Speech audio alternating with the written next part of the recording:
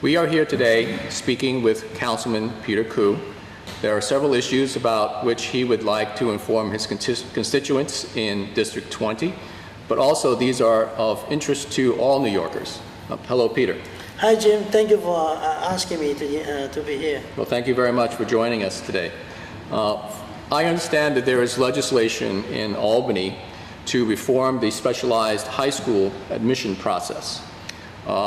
The teachers union is behind the new changes, and some of the changes revolve around adding other criteria instead of just a score on the test, but to say the grade point average and the attendance. And other people are saying that every middle school should have an allocation of these positions in the special high schools. Can you tell us about some of these proposed changes and what do you think about them? Well, there's a strong undercurrent in New York politics about they want to change this admission process to special high schools.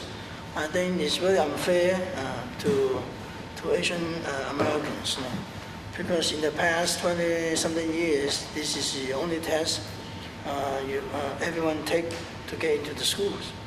And it's very fair, it's rational, it's fair. I don't know why these people want to change it, but because they see the special high schools, they are not well represented by their minority population groups, which I understand.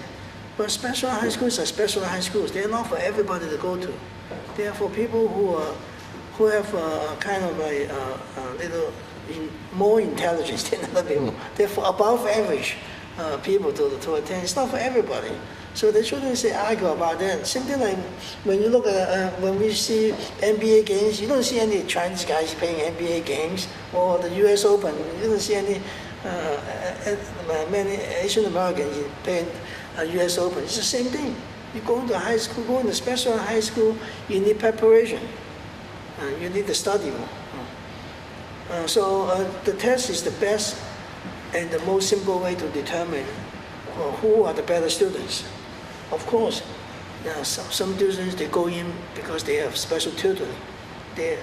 Those people, students, they won't finish the high school there because they don't have the intensity or intelligence to compete with other students, because it's a very, very competitive school. So it's only for certain people to go. So we shouldn't argue and say, how come I didn't get in? I didn't go in the special high school. I go to a very average high school. But I end up doing pretty well. Mm-hmm. So you don't need to go to special high schools. Those schools are to prepare students for to be professors or high academic performance. But do you think that there is something that the New York City school system can do to improve all the schools and not just the specialized high schools?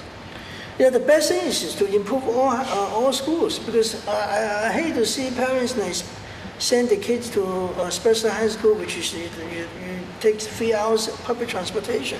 No, you go to 1.5 hours to go and 1 hour to come back.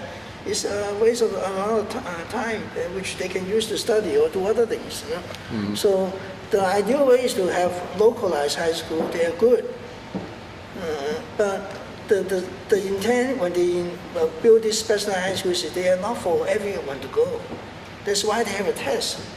And for the other people, other students, they can just go to their local high schools or local junior high schools. You know? Mm-hmm. So if there are some people out there who do not want to have this changed, much as your position is the same, how would you suggest that they act, or what should they do to help them get their point across? Well, they have to mobilize. They have to call their representatives, either in the city or the state or on the federal level. Or they can call the mayor's office, call 311 to register their opposition. Mm-hmm. Because if you don't make your voice heard, the law may pass. Mm-hmm. Nobody against it. Right. And nobody. So we have to tell all the parents, if you care about your children, whether they want to go to the school, if this law is passed, the chances of Asian American going to this special high school are cut tremendously.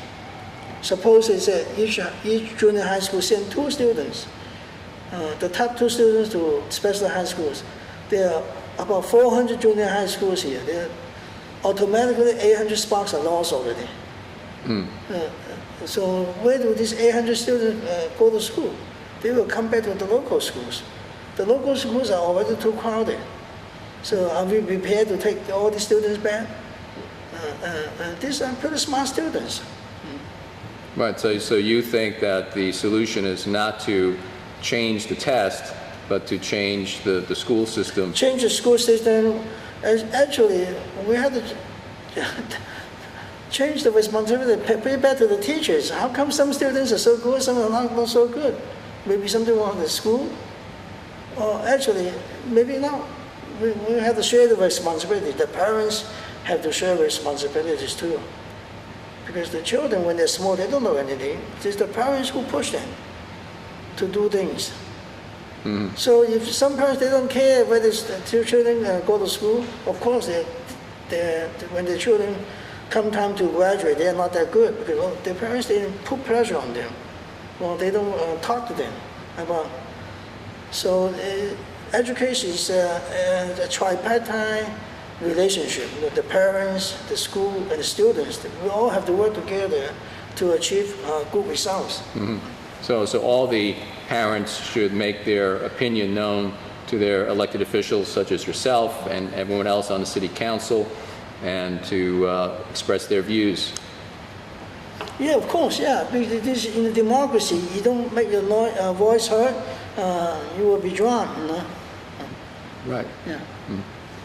Okay.